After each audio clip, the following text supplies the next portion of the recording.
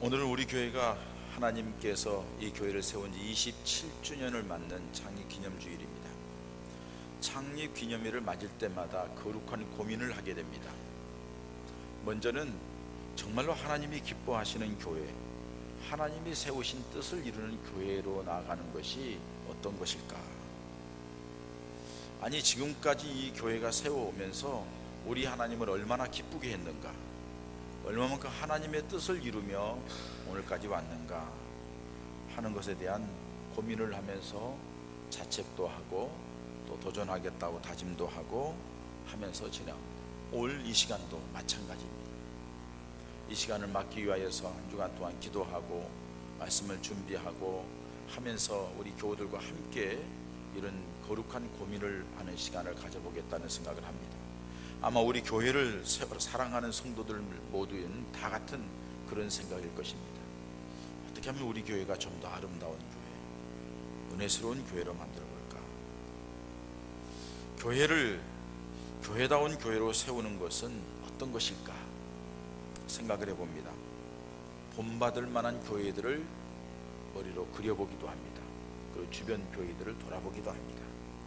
큰 교회, 많이 모이는 교회 꿈꿔보기도 하고, 조직이 잘 되어서 행정조직적으로 잘 굴러가는 교회, 그런 교회도 생각해보기도 합니다.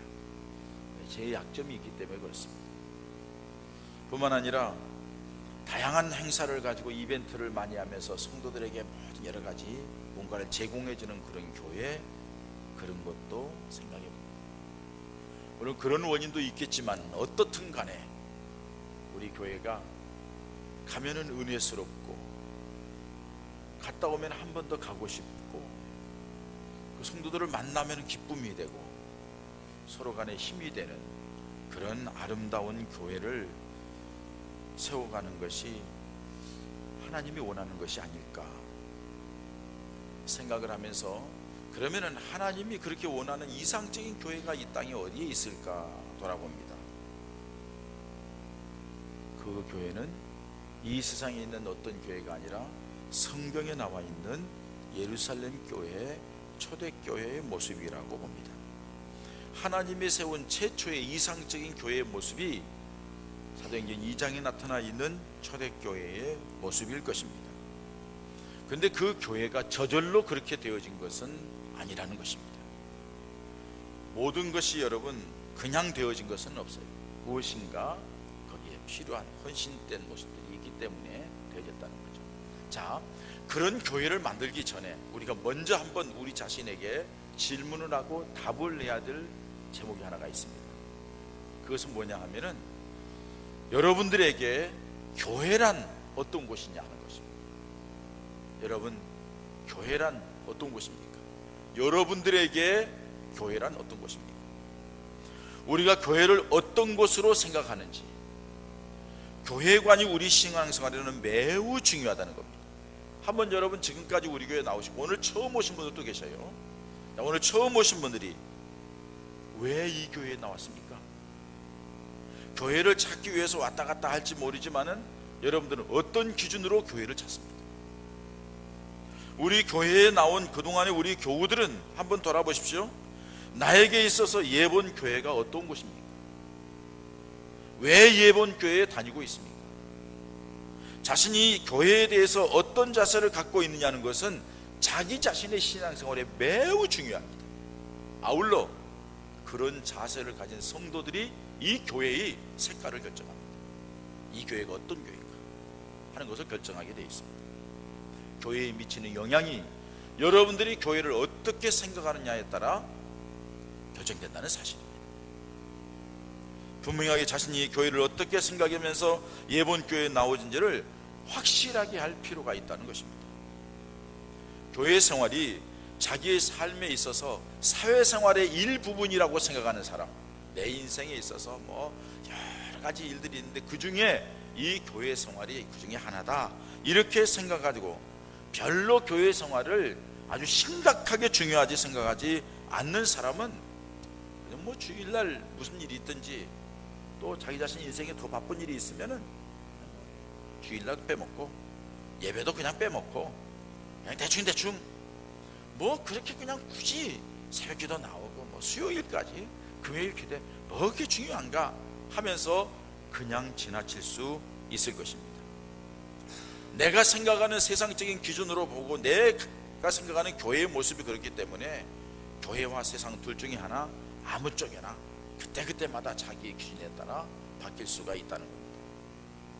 그러나 교회에 나가는 것이 내 인생에서 아주 중요한 일이고, 이거는 내 생명과 같은 일이고, 이거는 세상에 어떤 것과 양보할 수 없는 일이고, 주의를 지키고 하나님 앞에 예배를 드리며 우리 하나님 앞에 나아가서 봉사하고 헌신하며 우리 주님을 기쁘시게 한 일이라면 내 모든 것들을 바쳐서라도 하겠다고, 그래서 나는 이 교회가 나에게는 너무너무 중요하고 이 교회에 나오는 것이 내 인생에는 무엇보다도 최고라고 생각하는, 가장 먼저라고 생각하는 그 사람에게는 이 주일이 결코 세상에 빼앗기지 못해요. 이 예배가 세상 것과 비교할 수 없는 그런 예배가 되는 줄 믿습니다. 여러분, 이렇게 되는 사람들이 많을 때 교회가 은혜스럽고 교회가 기쁨이 있고 교회가 아름다운 역사가 나타나는 교회가 될 줄 믿습니다. 이렇게 교회 생활을, 주의를 지키는 것, 봉사하는 것, 헌신하는 것, 막 아낌없이 기쁨으로 나와서 하나님 앞에 영광 돌리는 사람, 그런 사람은 교회를 어떻게 생각하게 그럴까요? 교회는 하나님이 세우신 영적인 공동체라고 생각합니다. 교회는 하나님이 나를 구원하기 위하여 세우신 구원의 방주라고 생각을 하는 거죠. 교회는 내가 이 교회에서 하나님의 은혜와 복을 받고 영적인 위로를 받고 안식을 누리는 축복의 통로라고 생각합니다. 이 교회를 통하여서 천국의 기쁨을 맛보고 이 교회를 통하여서 내가 천국 가는 길이 열린다고 고백하는 그런 믿음의 사람들이 그렇게 교회 중심으로 믿음 생활하는 그런 사람이라고 할 수가 있습니다. 이런 교회관을 가진 사람들은 교회를 귀중하게 생각합니다. 교회를 위하여 헌신하고 거룩한 교회를 만들고 교회 중심으로 신앙생활합니다. 여러분들이 지금까지 교회를 생각할 때 어떻게 생각하고 있습니까? 이번 교회에 나오면서 이 교회를 여러분들은 어떤 의미로 다니고 있습니까? 기억하시기 바랍니다. 하나님이 왜 교회를 세웠습니까? 생명 살리기 위해서 세웠습니다. 그 생명 살리기 위해 세운 교회에 여러분들이 찾아왔습니다. 다시 말해서 여러분들이 이 교회를 통하여 생명을 얻는 분들이라는 겁니다. 이 교회를 통해서 생명을 얻는다고 했을 때 생명은 두 가지 뜻이 있습니다. 첫째로는 영적인 삶, 영원한 천국 가는 하나님의 백성으로서의 삶을 살아가는 생명이 있습니다. 또 한 가지는 세상에 살아가면서 존재 가치가 있고 존재의 의미가 있는, 나가 누구인가를 알고 하나님이 창조하신 그 목적대로 살아가는 의미 있는 존재, 가치 있는 존재, 하나님께 쓰임받는 놀라운 역사의 주인공이 되는 존재로 살아간다는 그런 의미가 있다는 거예요. 이 교회를 통해 여러분들은 그것을 누려야 됩니다. 이 교회를 통해서 하나님 왜 세웠냐, 여기에서 하나님이 여러분들을 만나기 위해 세웠습니다. 이 예배를 통해서 오늘도 하나님께서 여러분들을 만나기 위해서 불러주셨고, 이 시간을 통해서 하나님의 말씀으로 찬양을 통하여 기도를 통하여 여러분들을 만나기를 원합니다. 주님을 만나는 은혜의 시간 되시기를 축원합니다. 이 교회는 우리들이 삶을 풍요롭게 하고 우리들이 존재 가치를 있게 하고 내 존재의 의미 있게 하고 내가 영원한 하나님 나라에 들어가는 그 길목에 서 있어 나아가는 아주 중요한 곳이 하나님의 교회라는 사실이에요. 여러분들이 아직까지 그렇게 생각하지 않았다고 하면 이제 생각을 바꾸셔야 됩니다. 교회는 대충 왔다 갔다 하는 곳이 아닙니다. 교회 올 때마다 여러분들이 생명이 풍성해지길 바랍니다. 교회 올 때마다 하나님이 여러분들과 함께하는 증거를 간직하시기 바랍니다. 교회 올 때마다 하나님의 사랑이 여러분들에게 흠뻑에 들려오는 그 놀라운 역사를 경험하면서 나아갈 때는 찬송하며 기뻐하며 감사하며 힘있게 세상을 향하여 나아가는 그리스도의 군사들이 되시기를 축원합니다. 그것 때문에 교회가 있는 거예요. 그런데 이 교회의 의미를 모르고 왔다 갔다 하는 사람은 그걸 모르는 거예요. 교회를 통해 하나님이 역사하신 그 놀라운 역사, 만물을 충만케 하신 충만함이 있는 교회 안에서 이 놀라운 은혜, 이걸 모르는 거예요. 얼마나 안타까운 일입니까? 이. 깨달아지시기를 축원합니다. 그런데 두 번째로 교회가 어떻게 세워진지를 살펴봐야 됩니다. 교회가 어떻게 세워진지를 우리가 알아야 됩니다. 여러분, 이 세상에 어떤 것도 그냥 되는 것은 없습니다. 원인이 있고 뭔가 투자가 있고 뭔가 도구가 있기 때문에 되어지는 겁니다. 회사도 그렇고 모든 것 다 마찬가지입니다. 그런데 교회도 마찬가지입니다. 세상과는 좀 다를 뿐입니다. 교회는 여러분 사람이 세우는 것이 아니라 예수님이 세우신 것입니다. 그래서 이 교회를 가리켜서 주님의 몸이라 이렇게 말합니다. 그리고 여기에 모인 성도들을 가리켜서 주님의 공동체라, 신앙 공동체라 이렇게 얘기를 합니다. 그렇기 때문에 이 교회의 주인은 제가 개척을 했지만은 개척 멤버들이 있고 또 열심히 충성하고 헌신하고 봉사하고 헌신하는 장로님들이 있고 하지만은 그들이 주인이 아닙니다. 이 교회의 주인은 예수 그리스도입니다. 하나님이 이 교회의 주인이십니다. 사람이 아니라 하나님이 이 교회의 주인이 된다는 것은 하나님이 모든 것을 다스리고 관리한다는 거예요. 그렇기 때문에 이 교회에 대하여서 함부로 하면 안 된다는 것을 전제하는 겁니다. 그런데 여러분, 하나님이 이 교회를 세우셨는데 무엇을 통하여 세우시냐? 사람을 통하여 세우십니다. 근데 그 사람을 통하여 세우시는데 아무나 통하여 세우시냐? 아닙니다. 가장 중요한 것은 신앙 고백 위에 세우신다고 했습니다.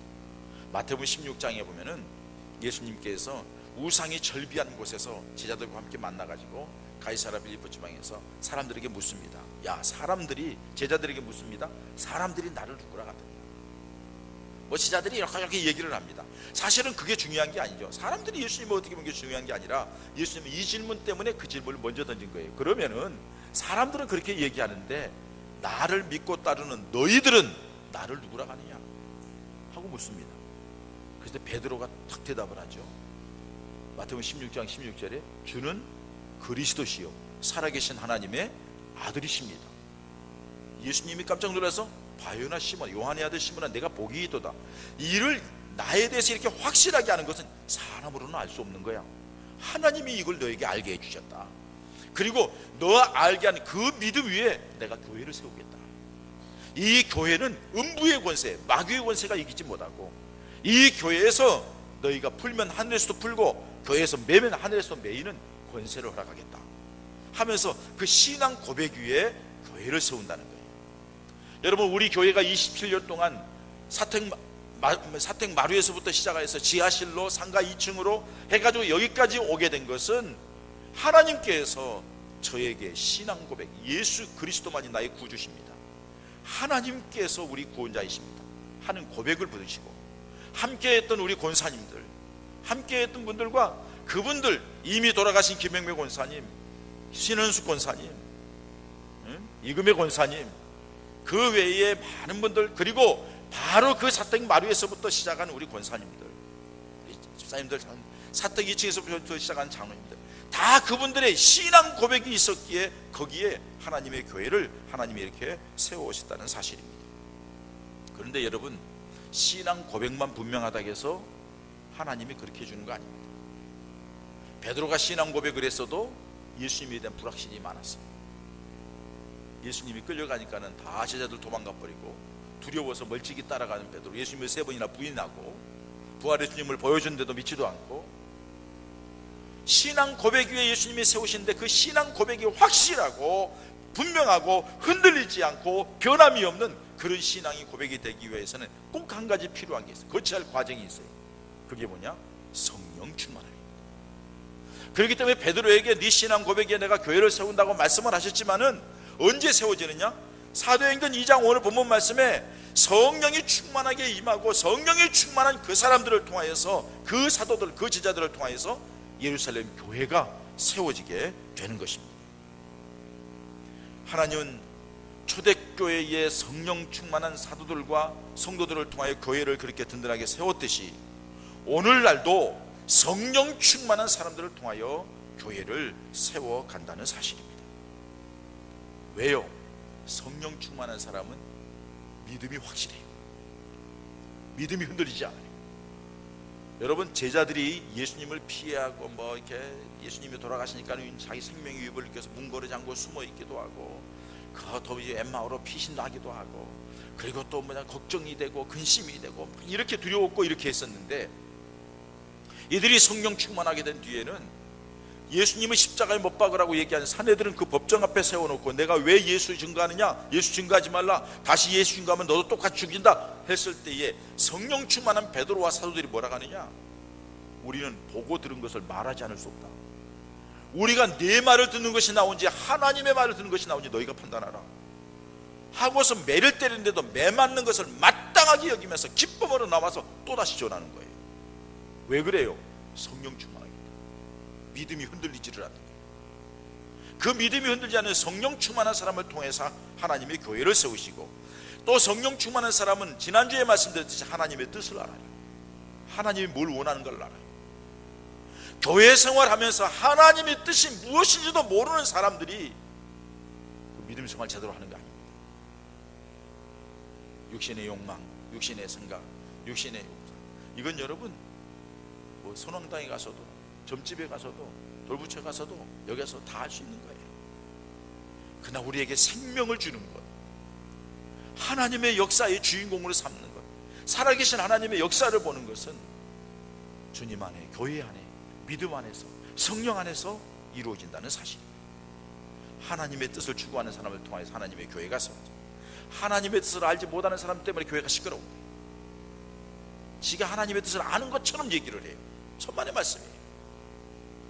뿐만 아니라 성령이 충만한 사람의 특징이 뭐냐? 헌신된 사람. 주님이 나를 위하여 십자가에 죽었으니 나는 주님을 위하여 뭘 할까? 너무 그 은혜가 감사한 거예요. 그렇게 자기 삶을 들여서 헌신하는 사람, 이렇게 헌신된 사람들을 통하여 하나님의 교회가 세워진다는 거예요. 여러분, 우리 교회가 세워질 때에도 성령의 사람들이 있었습니다. 기도의 사람들이 있었습니다. 헌신된 사람들이 있었습니다. 사택 마리부터 시작한 우리 사랑하는 권사님들, 집사님들 참 감사합니다. 저는 이 창립 기념주일만 되면 가슴이 뭉클합니다. 그분들의 은혜, 그분들의 사랑. 제가 굉장히 상처를 받고 힘들어서 맨바닥에 나왔을 때 그분들이 말없이 조용하게, 그분들이 마음이 여러분 뭐 편하겠어요? 좋았겠어요? 그러나 조용하게 함께 따라오죠. 하시는 대로 목사님이 하시는, 저는 이제는 주님 중심으로 합니다. 이제는 말씀 중심으로 합니다. 그분들의 은혜를 잊을 수가 없습니다. 여러분들, 그분들 때문에 오늘 이 교회까지 세워졌고, 그 위에 오신 분들도 물론 잘해서 이게 함께 세워져가고 있지만, 이제 앞으로 세워질 교회가 그분들과 더불어 함께 여러분들이 성령의 사람들이 되어서 하나님의 교회를 세우는 그런 은혜가 있어지기를 축원합니다.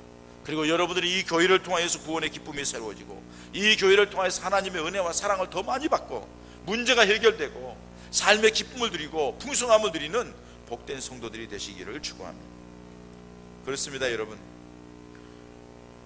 우리가 하나님을 기쁘시게 하는 교회로 한 걸음 나아가기 위해서 많은 생각을, 어떤 것이 하나님을 기쁘시게 하는가, 어떻게 해야지 하나님 앞에 영광 돌리겠는가, 어떻게 해야지 이 교회가 시대에 뒤떨어지지 않는 앞장서가는 교회가 되겠는가, 이 고민이 어제도 오늘도 내일도 평생 계속될 겁니다. 이 거룩한 고민을 하는 사람들이 하나님의 교회의 귀한 일꾼이라고 할 수가 있습니다. 어떻게 하면 이 사람이 성령의 사람들이, 그것을 위하여서는 자기의 시간도 자기 몸도 희생할 줄 아는 그런 사람들이 하나님의 교회를 세우는 사람들이고, 그 사람이 이 땅에서 복을 받는 사람이 되게 될 줄 믿습니다. 영락교회 유명한 재장로님 황공유리 대표, 교회를 세우는 일이라고 하면 한경진 목사님이 뭘 하시겠다고 하면 한 번도 노가 없습니다. 다 밀어드렸습니다. 회사, 큰 회사를 가지고 있는 사장님이니까 자식들이 똥똥거리고 잘 살아야 되는데, 그 자식들이 나중에 인터뷰하는 것을 봤더니요, 자기들은 아버지가 사장이라 해서 주변 사람들은 회장님 가족이니까는 전부 다 부유롭게 산 줄 알았는데 자기들은 굉장히 가난하게 살았다. 아버지가 교회에다가 다 갖다 바쳐가지고 자기들은 쓸 돈이 없었다. 그런데 세월이 지난 뒤에 영락교회 그분은 훌륭한 분으로 이름을 남기고, 그 자식들은 별로 아버지가 해준 것 없고 이름만 그랬지 그런 것 같지만은 지금 어느 집안 못지않게 훌륭하고 풍성하고 존경받으며 살아가는 자식들로 양육되더라는 거죠. 이게 여러분 믿음의 비밀입니다. 믿음의 비밀이라는 거예요. 세상 사람들은 그렇게 해야만 될 줄 아는데 우리 믿음의 사람은 그게 아니라 믿음으로 이렇게 하니까 하나님이 더 놀라운 역사를 해주더라는 걸 체험하며 살아가는 게 이게 믿음의 비밀입니다. 그 비밀을 간직하는 분이 여러분들인 줄 믿습니다. 저에게도 그 비밀이 있습니다. 그렇기 때문에 여기에서 당당하게 복음을 전하며 하나님의 교회가 여러분들의 삶을 복되게 한다고 말씀드릴 수 있는 겁니다. 여러분, 마지막 세 번째로, 이 교회를 세우는 사람들이 그런데 이 교회를 세우는 사람들이 그러면은 어떻게 해야지 교회가 아름다운 모습이 되냐, 초대교회 성도들이 어떻게 했느냐는 겁니다. 오늘 본문에 보면은 성령으로 충만하여 헌신된 사람들이 있어야만이 교회가 아름다워지는데, 그 사람 어떻게 해서 그렇게 아름다워지느냐, 이 사람들은 믿는 사람들이 다 함께 있었다 이렇게 말씀합니다. 함께 했다는 거예요.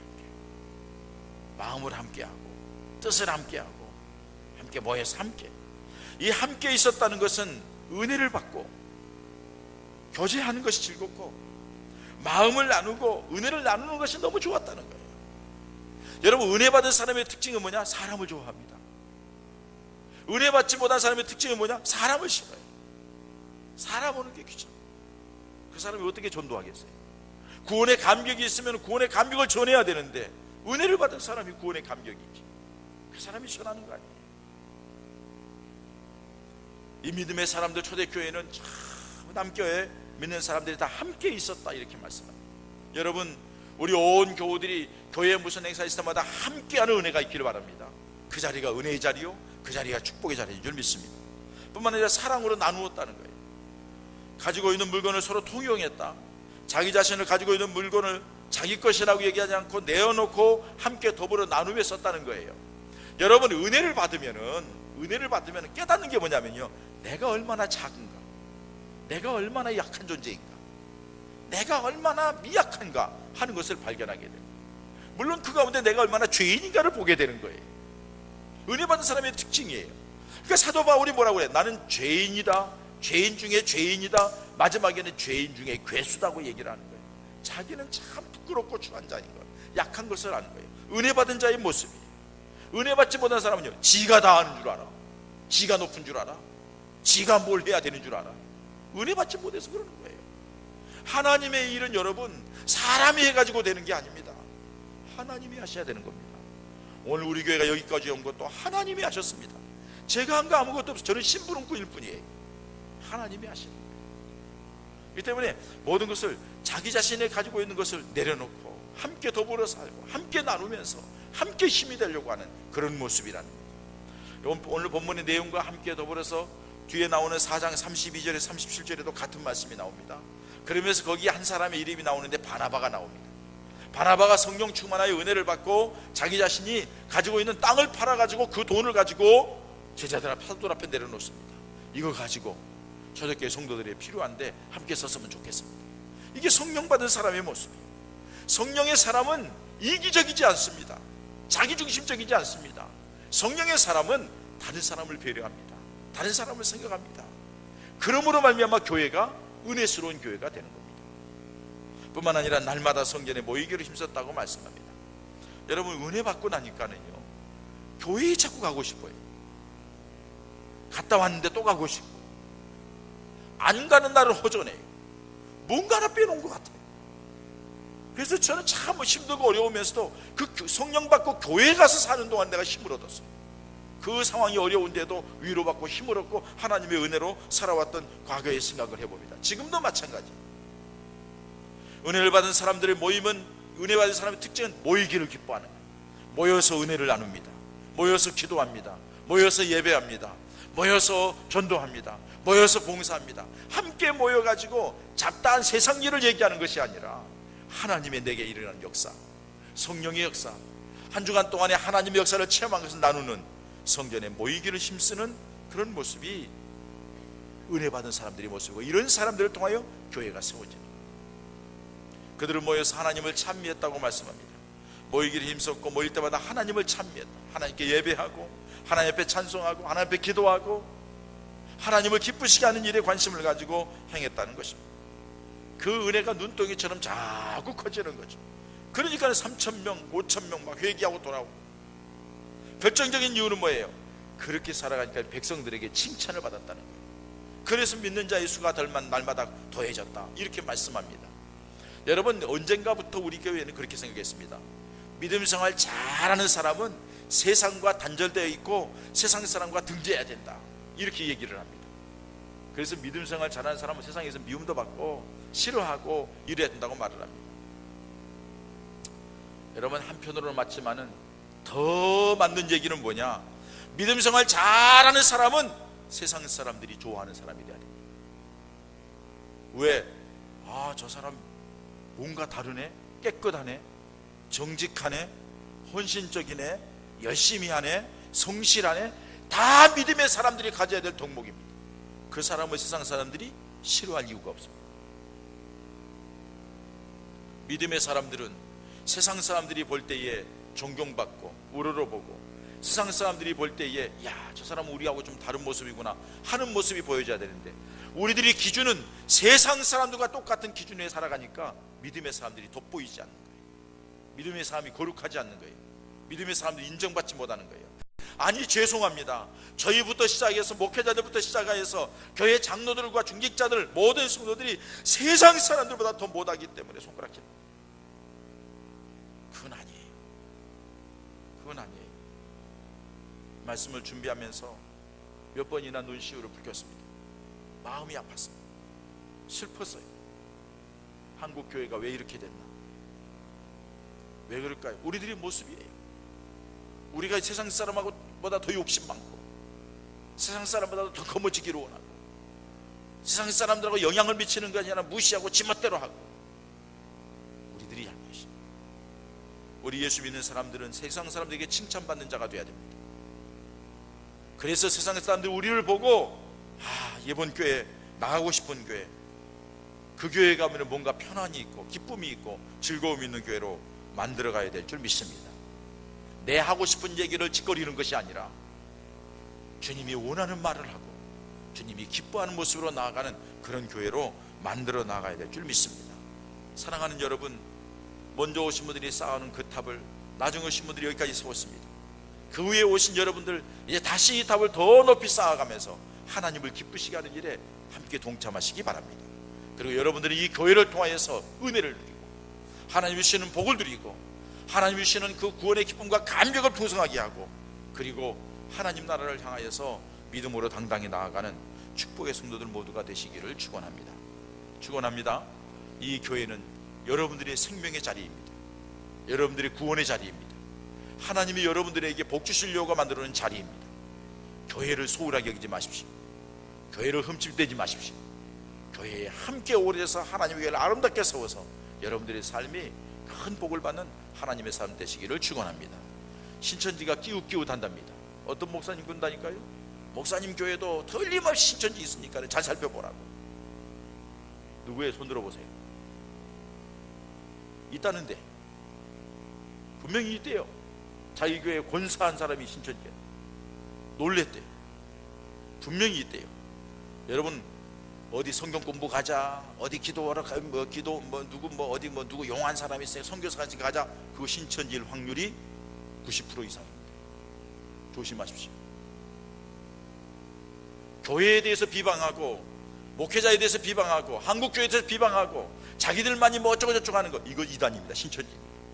한마디로 말해서 그들이 사단의 집단이라는 것은 교회를 무너뜨리고 가정을 무너뜨리는 건 사단의 역사입니다.